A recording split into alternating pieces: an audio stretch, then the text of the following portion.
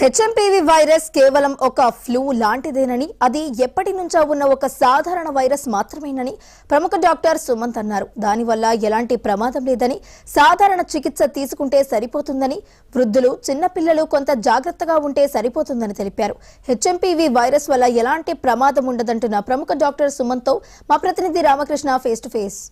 ప్రస్తుతం ఎవరి నోటి విన్నా హెచ్ఎంపీ వైరస్ గురించే చర్చ జరుగుతుంది. జరుగుతున్నటువంటి చర్చలో వాస్తవం ఎంత మేరకు ఉంది, అది నిజంగా భయాందోళన కలిగించేటటువంటి వైరస్ అయినా ఏంటి, దీనికి సంబంధించి మనతో మాట్లాడడానికి మనతో ప్రముఖ వైద్యులు డాక్టర్ సుమంత్ గారు ఉన్నారు. వారితో మాట్లాడదాం. సార్ చెప్పండి, హెచ్ఎంపీ వైరస్ అనేది నిజంగా ప్రాణాంతకమా? అసలు దీని లక్షణాలు ఏంటి, దీన్ని ఎట్లా గుర్తించాలి? ఖచ్చితంగా హెచ్ఎంపీవీ వైరస్ అనేది ఒక వైరస్ అండి. అన్నీ మనకు ఒక 300-400 వైరస్లు మన చుట్టూ ఉంటాయి. ఇప్పుడు తీసుకుంటే ఈ రూమ్లో కూడా కొన్ని వైరస్లు ఉంటాయి. వైరస్ అనేది ఎప్పుడు కంటికి కనిపించదు. ఈ హెచ్ఎంపీవీ వైరస్ అనేది కూడా 300 వైరస్లో ఒక వైరస్.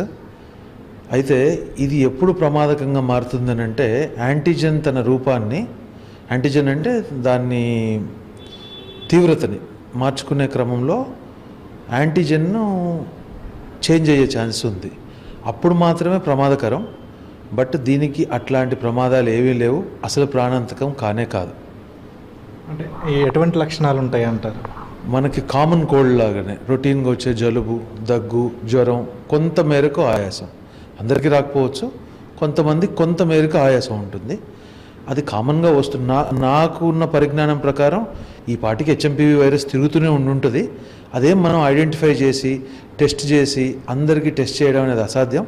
ఆ టెస్ట్ ఎందుకంటే చాలా కాస్ట్లీ టెస్ట్ అది. కొన్ని కంపెనీలు వైరల్ ప్యాకేజ్ల ద్వారా ఒక 10 వైరస్తో కలిపి 10 వైరస్ల టెస్ట్ ఐడెంటిఫికేషన్ లాగా పెట్టి దీన్ని కూడా పెట్టారు. అది 15,000 ఉంటుంది. అదేం చేయాల్సిన అవసరం లేదు. ఇది కామన్ కోల్డ్, కామన్ ఫ్లూ లాగే వచ్చిపోతూ ఉంటుంది తప్ప ఇంకా కొత్త లక్షణాలు అయితే ఏమి ఉండవు. అంటే దీనికి ఎటువంటి జాగ్రత్తలు తీసుకోవాలంటారు? ఏమన్నా చికిత్స ఉందంటారు? మనందరికీ తెలిసిందేనండి, చికిత్స అనేది ఎప్పుడైనా కానీ వైరస్కి యాంటీవైరల్స్ అని ఉంటాయి. బట్ దీనికి ఎట్లాంటి యాంటీవైరస్ అనేది పనిచేస్తుంది అని లేదు.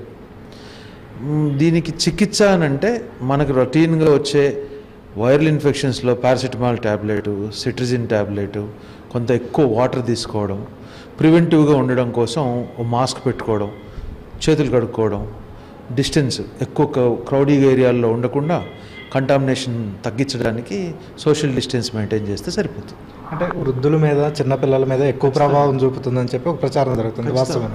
ఖచ్చితమైన వాస్తవమే. అది ఎక్కువ ప్రభావం అనే దానికన్నా కూడా దాని తీవ్రత కొంచెం ఎక్కువ ఉండే ఛాన్స్ ఉంది. ప్రభావితం అందరి మీద చూపుతుంది.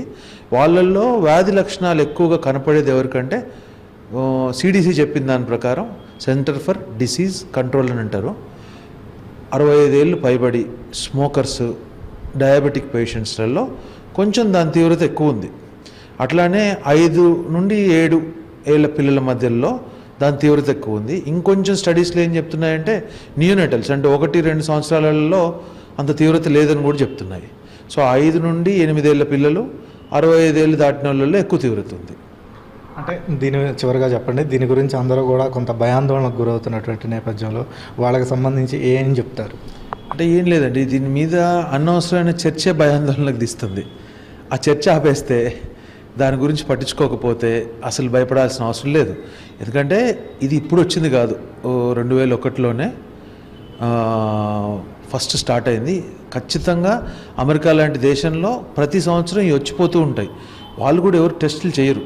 ఫస్ట్ మనం కామన్ ఫ్లూ, కామన్ జ్వరంలాగా ఉంటే ఒక 5 రోజుల దాకా ఏమీ వద్దనే అంటారు. మనం కూడా అంతే అంటాం. ఒక 5 రోజుల దాకా, 3 రోజుల దాకా అయితే ఏమీ వద్దు, మరి ఆయాసంగా మారితే అప్పుడు చూద్దామని అంటారు. దీనికి అసలు భయపడాల్సిన అంత అవసరం లేదు. దీనికి ఇంత ప్యానిక్ అవ్వాల్సిన అవసరం అసలుకే లేదు. మంచి హెల్త్ సిస్టమ్స్ ఉన్నాయి కాబట్టి ఇది చాలా చిన్నగా అయిపోతుంది. ఒకటే మాస్క్ పెట్టుకొని ఉండడం మంచిది.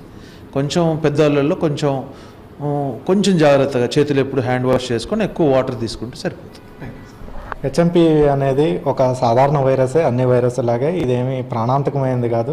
ఈ వైరస్ కూడా కొత్తది కూడా ఏం కాదు. ఇది 2001లోనే ఈ వైరస్ని గుర్తించారు. దీనికి సంబంధించి జలుబు, దగ్గు, జ్వరం వచ్చినప్పుడు ఎటువంటి జాగ్రత్తలు తీసుకుంటారో అటువంటి జాగ్రత్తలు తీసుకుంటే సరిపోతుంది. ముఖ్యంగా చిన్నపిల్లలు కావచ్చు, వృద్ధులు కావచ్చు, వాళ్ళు కొంత జాగ్రత్తగా ఉంటే సరిపోతుంది అని చెప్తున్నారు. దీని గురించి అనవసరంగా ఎవరు ఆందోళన చెందాల్సిన అవసరం లేదు. సాధారణ చికిత్స తీసుకుంటే ఇది సరిపోతుందని చెప్పి వైద్యులు అయితే చెప్తున్నారు. కెమెరా పర్సన్ గణేష్తో రామకృష్ణ, మహాన్యూస్, ఖమ్మం.